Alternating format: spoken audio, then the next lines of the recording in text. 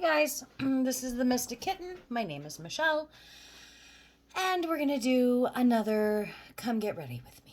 So, I kind of cheated. So I started doing my face. I've got like all of my base crap done. And I started thinking about shit, because that's what I do. And I was actually thinking about the first time. The first one I did, so 2 ago, not that I've done a ton of these, but the first one I did when I said I was going to talk about bullying. And so I figured, well, the last one we hit on was COVID. So let's stick with that controversial train. So the people who are closest to me know that I've been bullied when I was a kid.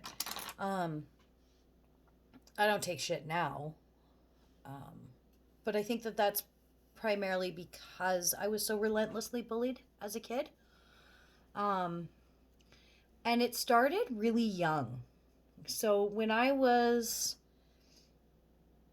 like in kindergarten, grade 1, I'd say, yeah, probably in there somewhere. There was this little girl. Her name was Jessica. I'll never forget her name. And it's funny because, I dye my hair a very scarlet red. There's a story behind that. I'll do Come Get Ready with me about my hair because that deserves its whole 1.5 hour. Let me tell you, that struggle is real. But anyways,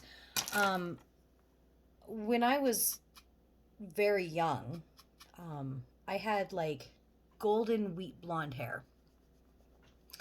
And I was tiny and petite. And just like a textbook pretty little girl, right? And Jessica was not that. She was heavier set. She had really thick, mousy blonde hair that was really curly. I don't think. See, I was confident because my whole life I had always been told how pretty I was. And so I never second guessed that about myself. Like I always felt good in my own skin and felt like, I was an attractive young lady and whatever, right? At that age, really, what more is there to it? And then when I got, so she was just always a mean girl.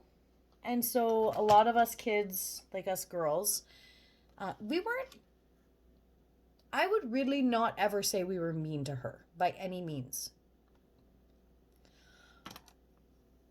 But we just didn't really want to be around her. She was nasty. Why would we want to be around somebody who's nasty, right? So, we'd go and do our own thing and swing on the swings and do 5, 6-year-old little girl things.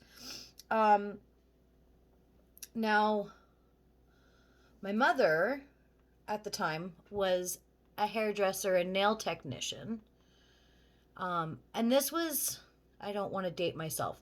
So instead of saying when it was, I'm going to say that it was before like nail technicians were as available as they are now. So she was pretty sought after.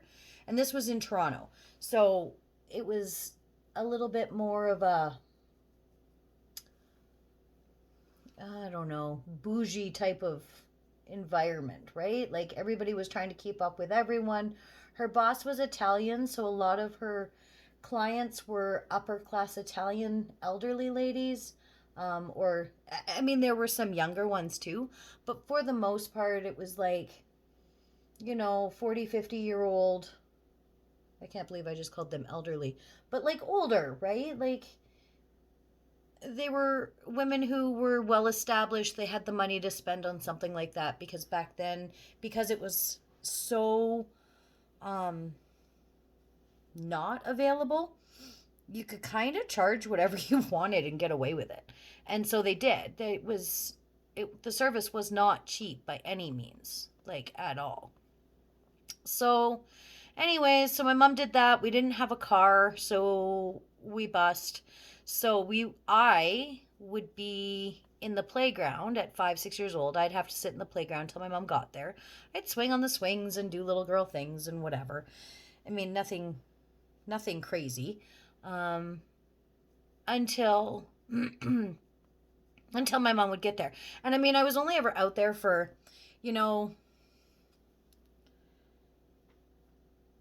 I would say 20 minutes at most. Most of the time, it was such a short period of time that I was actually pissed that my mom was there that early, unless it was the winter and I was cold, right? Um, but Jessica must have lived closer. I never really knew where she lived. I didn't really care to know. Um, but she must have lived closer to the school and was allowed because she'd always come back. And then that's when the bullying would happen. So she really wouldn't bother me too much during the day when school was afloat, like when there were teachers afoot. But when it was outside in the playground afterwards, it got bad for a while. And of course, I knew there was nothing my mom could do about it. She had to work. And I mean, kids were just raised so different when I was growing up. Um, it's not so much that, I don't know. I just find that it's not that the children knew like what was going on because I didn't know the extent of things, obviously. I mean, I was just a child. But I knew that my complaining wasn't going to help matters. Okay? That's a really good way to say it. I knew me saying, there's this girl and she's bullying me and I don't want to stay in this playground after school and blah, blah, blah. I knew that was going to put unnecessary stress on my mom. And so, because of the way I was raised, you didn't do that. You just didn't. That wasn't an option. So I didn't. I bucked up. I dealt with it. And, it wasn't easy. At first, she would come and she'd like push me off the swing and tell me I was a stupid, ugly girl and stuff like that. And I mean, really, without trying to sound egotistical in any way, shape, or form, you will see that very soon in this story. I didn't pay enough attention to it for it to really bother me. I mean, I didn't like it, of course. Let's not be ridiculous. I was a little kid. No little kid's gonna like that. But I was also raised to not give a fuck. Like, you don't like me? Cool. Carry on. Like, I'll sleep tonight. I hope you sleep. Like it was never, I don't know. I was raised that other people's opinions are like assholes and everybody has one, right? And so it's just the way it was for me growing up. So then the last straw, like before I finally told my mom what was going on and explained why I was in tears every day and why I didn't want to stay at the school after school and why I was scared and all that other bullshit. She told me that she was going to chop me up into little pieces and put me all over the playground. And I know that there is a very, like, I probably have a better chance of buying a lottery ticket and winning that bitch than I do that girl watching this video ever in her whole life. But if she does watch this, for some strange fate you're brought to this, Jessica, I'm fine. I didn't get chopped up. And I didn't grow up to be a doormat. Because of you. So, my mom went to the principal and everything like that, and then she talked to my friend. I believe her name was Rochelle. Isn't it funny? I can't remember my friends' names from back then, but I definitely remember this little bully bitch name. Anyways, so my mom talked to my friend, like I said, I believe her name was Rochelle, um, explained to her mother what was going on and how I was scared and how we didn't have any other options. And so Rochelle's mom was gracious enough to let me go there after school instead of me going to a playground where a child was threatening to chop me up and to kill me and chop me up and put me in pieces all over the fucking playground because she was a psycho fucking hose beast. Now, don't get me wrong.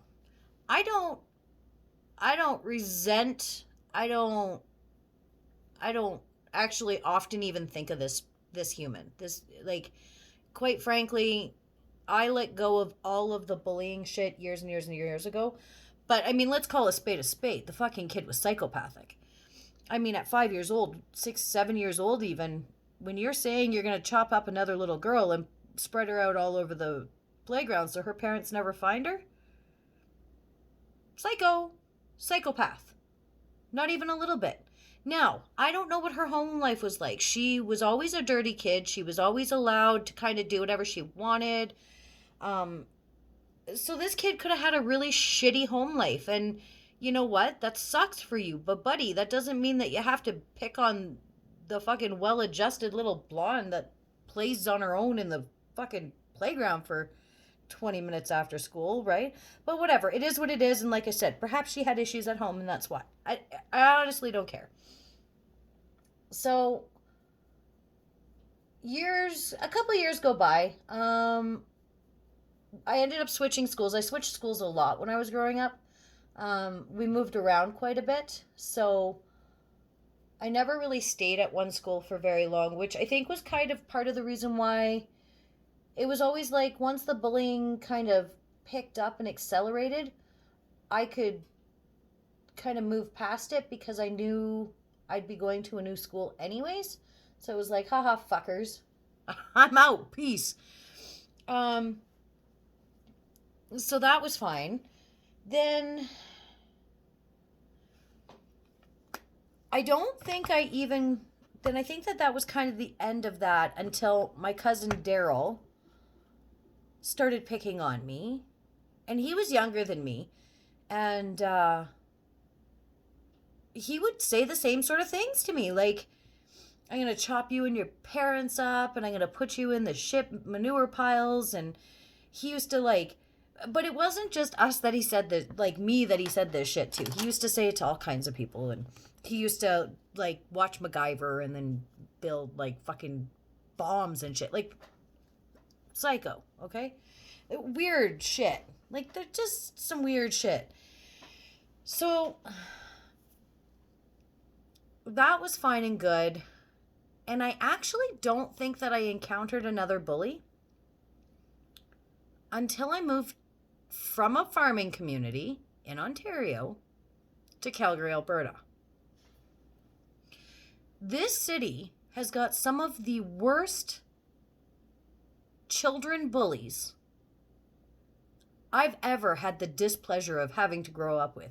Second of all, if you stand back if you pick your kids up at a fucking school, stand back.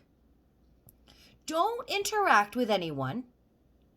Just stand back and watch how those fucking catty bitch women treat each other. You can tell who raised the bullies and who didn't by how they behave in the playground as adults. It's appalling. It's absolutely appalling. Bar none, one of the things I hate about being a human is watching how other humans behave. It's appalling to me. Anyways, I digress. So then in junior high, I was relentlessly bullied by a lot of people. I was beat up. I was circled. I was chased. My mom, it was terrible. And honestly, my junior high years are the worst years of my life. You could not pay me enough money to go back to that time in my life There is no amount of money on this planet that would make me think to myself, well, but maybe. No, no, never. Not for 10 minutes would I want to go back to that period in my life. I hated it. I hated every moment of it. The kids were horrible. They would look for reasons to pick on me. They made shit up so they could pick on me. They picked on me because their friends were picking on me. They'd call me names. They call me a slut. I was a virgin until I was 19 years old, and in junior high, they're calling me a slut. And the only response that I had to them was staring at them going, you just don't even know what that word means, which makes you so much lower in intelligence than me that I don't even feel like answering you. And so then they would take my silence as fucking weakness and just carry on fucking picking on me. I don't know why I was chosen to be the punching bag. But here's what I've come to realize. So, yeah, that time in my life sucked. It really did. There were a lot of tears. There were thoughts of suicide. There were wishes for death. There were times where I felt so inadequate and so unwanted in society as a whole that I wished that I could just simply disappear. There were times when I would hide in my bedroom and never want to come out again. And yet I was bound to that school. Because I moved around so much in my younger years, I put this idiotic dream on finishing my junior high years in one school. Okay? And because I had done that, I was quite literally incapable of looking at it from any other perspective than unless I finish my schooling here, I've failed. Which was absolute ludicrous stupidity, and quite frankly, I wish that I had have changed schools. Now, I was on the course to change schools, and me and my friend, we were going to change to a different junior high, because she had moved and had decided that, her mom wanted her to move schools because the other school was in walking distance, which actually happened to be very close to the house that I was living in because I used to have to take the bus to school. And so we were actually going to transfer and go to school together at this other school. And unfortunately, I'll talk about that in another video. She passed away. And after she passed away, shit just got way worse. And, she was kind of that kid who she could have been a part of the popular group if she had have chose to be, but she never chose to be.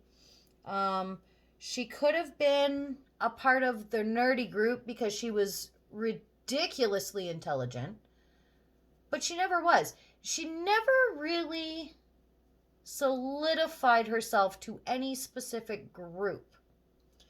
What she did was just be this lovely human to absolutely everyone she came in contact with. That's what she did. And I am so forever grateful that I had the chance to know her. My youngest is actually named after her. She has her middle name as her middle name. So, anyways, the point of the story, I have 5 minutes left before my video is going to shut off, so I'm just going to get to the point. The reason I wanted to talk about bullying is this, and I'm going to write a book on this one day, because fuck you, bullies. They want to break you. They want to feel better about themselves. There is something in you or something about you that they see that they don't like. Now, Whether they don't like it because it's something that they desire or something they wish they had, whether it's looks, personality, all the things you can't buy, or if it's because you do have money and you do have the nice things, and therefore that is the reason they're going to pick on you. Whatever the reason is that a bully picks on another person, it's a power trip. Now, it cost me a lot of money in therapy to get to this point. But I am now officially at a point in my life, within myself, where I can say to you 110%, if it was not for them treating me the way they did, thickening my skin the way they did, then I would have been fucked when I hit real life and I had to deal with adult bullies. Because if those little bitches in junior high and that little jerk on that fucking kindergarten playground think they have anything on these adult bullies, they are dead wrong. In my last job, I just dealt with the worst fucking adult bully that I've ever had to deal with. And what's even more sickening is it was fucking, they gave her a promotion and put her as a manager of an entire team. Where favorites were played, she put me in unfair situations. No. No. Adult bullies, nothing can touch an adult bully, let me tell you. And like I said, you want to know who the adult bullies are? You want to know who's going to raise little fucking asshole bullies? Watch them. Watch those little bitches on the fucking playground. They're horrible people. I'm telling you, they're horrible. They're glaring and side-eyeing, and these people like what's wrong with you? And then there's the housewives of Mackenzietown, and that's a whole different, that's a whole nother one. I'll put one of those ones out too. These women showing up to pick up their fucking kids in stilettos and fucking furs and shit. It's disgusting. Fake eyelashes, fake fingernails, fake this, fake that, smelling like Tanner. I don't know. I guess, now don't get me wrong. I wear me some makeup, as you can tell. I have no problem with somebody who likes to, enrich their natural beauty. However, when everything about you is fake, it makes me wonder how real your personality is, how authentic you can possibly be. So with that being said, if any of those lovely bullies who I've encountered in my younger years happen upon this, and you get to this point in the video, the last minute of my video, please do know I don't hate you. I don't cry about it. You never broke me. You never made me go through with a suicide. I was never so far gone I couldn't come back and be better. I phoenixed the shit out of that. Every time I was broken, I rebuilt myself from the ashes and came back better than I was before I burnt. And know that that's because of you. Because if I hadn't have had to encounter all of you treating me the way you did, beating me down the way you did, I could never be the confident, tenacious, fun, self-assured woman I am today. It is because of your bullying that I could come on a YouTube video with no makeup on and have zero fucks. So for that, I say thank you. And that's it. I'm ready to go. I'm going to throw some lipstick on and start these other videos. So until I see you in the next one, you guys have a wonderful evening. Blessed be, guys. Thanks for getting ready with me.